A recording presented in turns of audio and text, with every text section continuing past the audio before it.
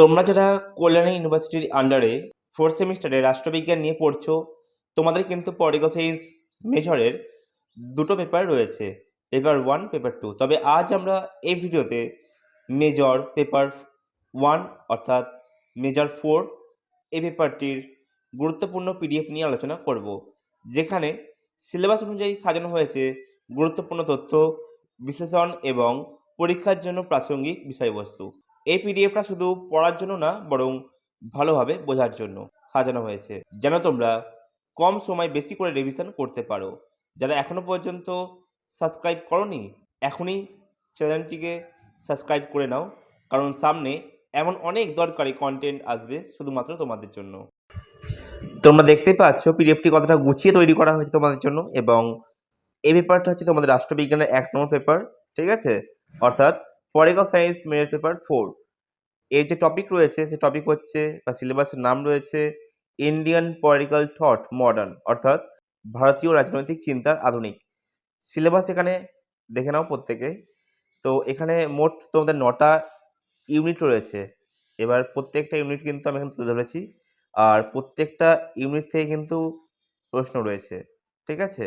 আর একটা ছোট্ট কথা, প্রত্যেকটা প্রশ্নের সাথে কিন্তু একটা করে অথবা দেয়া রয়েছে। আমরা চলে যাব একদম প্রশ্নের দিকে। ইউনিট 1, রামমোহন রায় আইন, শাসন, অধিকার, চিন্তা স্বাধীনতা এবং সামাজিক ন্যায় বিচার সম্পর্কে মতামত। এটা হচ্ছে তোমাদের টপিক। এবার কি কি প্রশ্ন রয়েছে আমরা সেটা এবার দেখে নেব। 1 নম্বর প্রশ্ন দেখে নাও, রাজা রামমোহন রায় ব্যক্তি স্বাধীনতা ও মত প্রকাশের অধিকারকে কেন গুরুত্বপূর্ণ বলে মনে করতেন, ব্যাখ্যা করো। অথবা দিয়ে আসতে পারে পরীক্ষাতে, রামমোহন রায়ের মতে ব্যক্তি স্বাধীনতা সমাজ সংস্কারের জন্য কতটা প্রয়োজনীয় ছিল, আলোচনা করো। 2 নম্বর প্রশ্ন, রামমোহন রায়ের স্বাধীনতা বিষয়ক চিন্তাভাবনা সংক্ষেপে ব্যাখ্যা করো। 3 নম্বর প্রশ্ন, রামমোহনের মতে আইনের শাসন প্রতিষ্ঠার মাধ্যমে কিভাবে একটি ন্যায়ভিত্তিক সমাজ গঠন হবে, আলোচনা করো। অথবা দিয়ে আসতে পারে আইন এবং ন্যায় বিচারের সম্পর্ক নিয়ে রামমোহনের মতামত বিশ্লেষণ করো। 4 নম্বর প্রশ্ন, রাজা রামমোহন রায়ের উদারনৈতিক মতাদর্শক সমূহ বিশ্লেষণ করো। 5 নম্বর প্রশ্ন, শিক্ষা বিষয়ে রাজা রামমোহন রায়ের দৃষ্টিভঙ্গি সম্পর্কে আলোচনা করো। অথবা দিয়ে আসতে পারে আধুনিক শিক্ষা ব্যবস্থার প্রবর্তনে রামমোহন রায়ের ভূমিকা কিভাবে গুরুত্বপূর্ণ ছিল, ব্যাখ্যা করো। সামাজিক ন্যায় বিচার প্রতিষ্ঠায় রাজা রামমোহন রায়ের অবদান বিশ্লেষণ করো। 7 নম্বর প্রশ্ন, সামাজিক ন্যায় বিচার নিয়ে রামমোহনের ধারণা ব্যাখ্যা করো। অথবা দিয়ে আসতে পারে সমাজে সমতা, মানবিক মর্যাদা রক্ষায় রামমোহন রায়ের চিন্তাভাবনা কতটা কার্যকর ছিল, আলোচনা করো। 8 নম্বর প্রশ্ন, আইনের গুরুত্বপূর্ণ সম্পর্কে রামমোহন রায়ের চিন্তাভাবনার উপর একটি সংক্ষিপ্ত আলোচনা করো। ইউনিট 2, বিবেকানন্দ, সাংস্কৃতিক জাতীয়তাবাদ, সমাজ ও শিক্ষা সম্পর্কে দৃষ্টিভঙ্গি। 1 নম্বর প্রশ্ন দেখে নাও, স্বামী বিবেকানন্দের শিক্ষা ভাবনা সংক্ষেপে তুলে ধরো। অথবা দিয়ে আসতে পারে বিবেকানন্দের শিক্ষা ভাবনার আত্মবিশ্বাস ও মানবিক মূল্যবোধ গুরুত্ব কতটা ছিল, আলোচনা করো। 2 নম্বর প্রশ্ন, জাতীয়তাবাদ নিয়ে বিবেকানন্দের মতামত সংক্ষেপে ব্যাখ্যা করো। 3 নম্বর প্রশ্ন, সাংস্কৃতিক জাতীয়তাবাদ সম্পর্কে বিবেকানন্দের দৃষ্টিভঙ্গি আলোচনা করো। অথবা দিয়ে আসতে পারে বিবেকানন্দের মতে ভারতীয় সাংস্কৃতিক জাতীয় পরিচয়ের মূল ভিত্তি কিভাবে হয়ে উঠেছিল।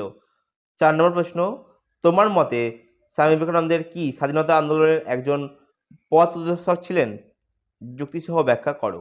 5 নম্বর প্রশ্ন, ভারতীয় সমাজ নিয়ে স্বামী বিবেকানন্দের মতবাদ বিশ্লেষণ করো। অথবা দিয়ে আসতে পারে বিবেকানন্দ কিভাবে জাত, ধর্ম এবং শ্রেণী বিভাজন দূর করার চেষ্টা করেছিলেন। 6 নম্বর প্রশ্ন, স্বামী বিবেকানন্দের চিন্তায় ধর্ম সাংস্কৃতিক ভূমিকা কিভাবে জাতীয়তাবাদকে প্রভাবিত করেছেন, আলোচনা করো। 7 নম্বর প্রশ্ন, সমাজ সংস্কারে বিবেকানন্দের দৃষ্টিভঙ্গি কী ছিল এবং তা কতটা প্রাসঙ্গিক ছিল, ব্যাখ্যা করো। অথবা দিয়ে আসতে পারে বর্তমান সমাজে বিবেকানন্দের সমাজ সংস্কারকমূলক চিন্তা কতটা কার্যকর হতে পারে, বিশ্লেষণ করো।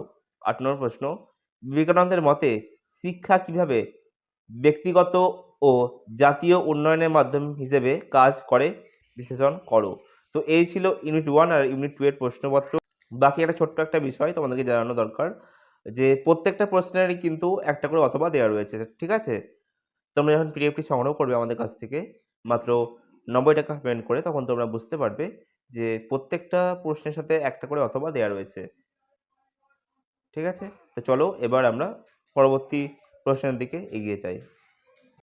ইউনিট 3 থেকে ইউনিট 9 পর্যন্ত এর অন্তর্ভুক্ত গুরুত্বপূর্ণ প্রশ্নগুলোর তালিকা রেডি এবং সেগুলো আমি আর বলছি না, তবে যেহেতু ভিডিওটি বড় হয়ে যেতে পারে তাই ভিডিওতে শুধু দেখিয়ে দিচ্ছি কি কি প্রশ্ন রয়েছে এবং কিভাবে পিডিএফটি গুছিয়ে তৈরি করা হয়েছে।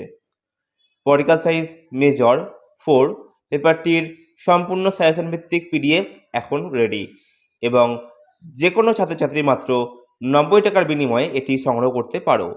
এই দামে তথ্য সমৃদ্ধ পরীক্ষাভিত্তিক এবং কমন প্রশ্নের পিডিএফ তোমরা অন্য কোথাও পাবে না, এটা আমি বিশ্বাসের সাথে বলতে পারি। আজকের বাজারে যেসব বই পাওয়া যায় সেগুলোর দাম সাধারণত 150 থেকে 250 টাকা। সেই তুলনায় আমাদের পিডিএফ অনেক কম দামে এবং অনেক বেশি কার্যকারী। আমাদের প্রতিটি সেমিস্টারের সাজেশান থেকেই 100% কমন এসেছে আর এবারও ব্যতিক্রম হবে না বলে আমি মনে করি। অর্থাৎ এবারও কিন্তু তোমরা আমাদের পিডিএফ থেকে 100% কমন পাবে। আর এই পিডিএফটা কোনোভাবে অসম্পূর্ণ নয়, এখানে সমস্তটাই রয়েছে, অর্থাৎ 2, 5, 10 নম্বরের সমস্ত প্রশ্নতে কিন্তু এই পিডিএফে দেওয়া রয়েছে।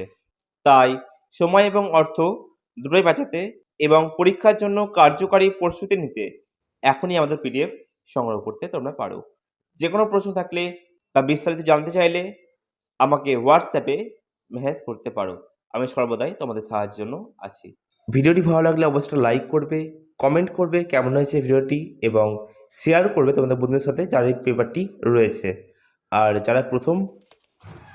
যারা প্রথমবার আমাদের চ্যানেলে ভিডিও দেখছো তারা প্রত্যেকে সাবস্ক্রাইব করে নেবে। আবারও কোনো নতুন টপিক নিয়ে কথা হবে, ততক্ষণের জন্য বাই।